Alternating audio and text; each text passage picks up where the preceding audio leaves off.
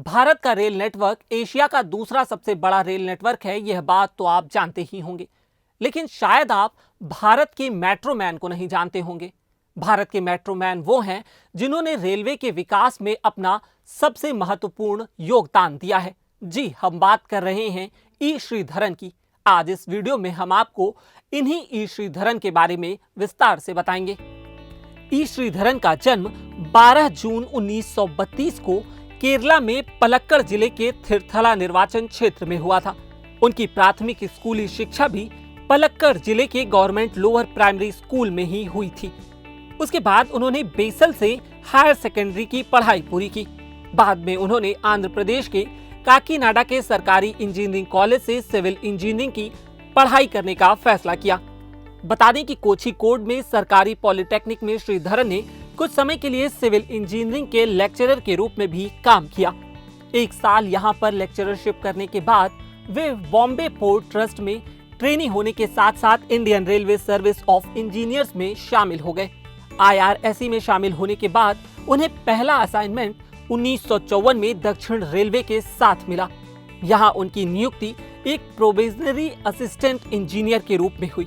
यहीं पर उन्होंने पहली बार अपना टैलेंट दिखाया। साल 1963 में एक चक्रवात ने दक्षिण में पंबन ब्रिज के सेक्शन को नष्ट कर दिया था।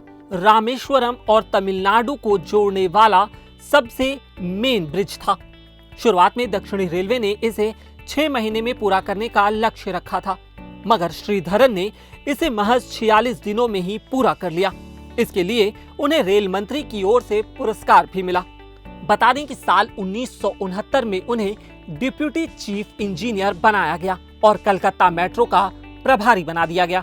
उस समय वो देश में सार्वजनिक परिवहन की फील्ड में क्रांति लेकर आए। ये प्रोजेक्ट इसलिए भी खास था क्योंकि यह कोलकाता मेट्रो भारत का पहला रैपिड ट्रांसमिट सिस्टम था। बता दें कि कोलकाता मेट्रो भारतीय रेलवे की अध्यक्षता वाली देश की एकमात्र मेट्रो है। इसके बाद साल 1987 में श्रीधरन को पश्चिमी रेलवे का महाप्रबंधक बनाया गया। इसके बाद 1989 तक इंजीनियरिंग रेलवे बोर्ड के सदस्य रहे और साल 1990 में वह रिटायर हो गए। हालांकि कोंकण रेलवे परियोजना को अंजाम देने के लिए उन्हें तब के रेल मंत्री जॉर्ज फर्नांडीज ने रिटायरमेंट वापस लेकर बुलाया। उनके पिछले कार्यों को देखते हुए दिल्ली के पूर्व सीएम साहिब सिंह वर्मा ने उन्हें दिल्ली के क्षेत्र के लिए मेट्रो प्रणाली विकसित करने के लिए साल 1997 में प्रबंध निदेशक के रूप में नियुक्त किया। इस प्रोजेक्ट में श्रीधरन न केवल समय से पहले काम पूरा करने में कामयाब रहे, बल्कि पूर्व निर्धारित बजट के भीतर ही लागत रखने में भी कामयाब रहे थे। यह एक असंभव काम था जिसे ई श्रीधरन ने संभव कर दिखाया था। आखिरी बार वर्ष 2011 में श्रीधरन ने DMRC से सेवानिवृत्ति ली, मगर श्रीधरन का यह भी अंत नहीं था। उन्होंने कोची मेट्रो के साथ साथ लखनऊ मेट्रो और इसके साथ जयपुर मेट्रो के एग्जीक्यूट को भी निर्देशित किया। बता दें कि उनके काम को देखते हुए सरकार ने साल 2001 में उन्हें पद्मश्री से सम्मानित किया। दिल्ली मेट्रो में उनके योगदान के लिए उन्हें फ्रांस की सरकार द्वारा सम्मानित किया गया। उन्हें कई अन्य प्रशंसाओं के साथ साल 2008 में भारत सरकार द्वारा पद्म विभूषण से भी सम्मानित किया गया। अब आप सोच रहे होंगे कि आखिर इस समय पर श्रीधरन की बात क्यों की जा रही है, तो आपको बता दें कि हो सकता है कि श्रीधरन भाजपा से अपनी सदस्यता ले लें।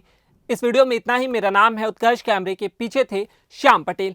अगर आपको यह वीडियो पसंद आया तो हमारे फेसबुक पेज पर लाइक करें और यूट्यूब पर सब्सक्राइब करें। Thank you.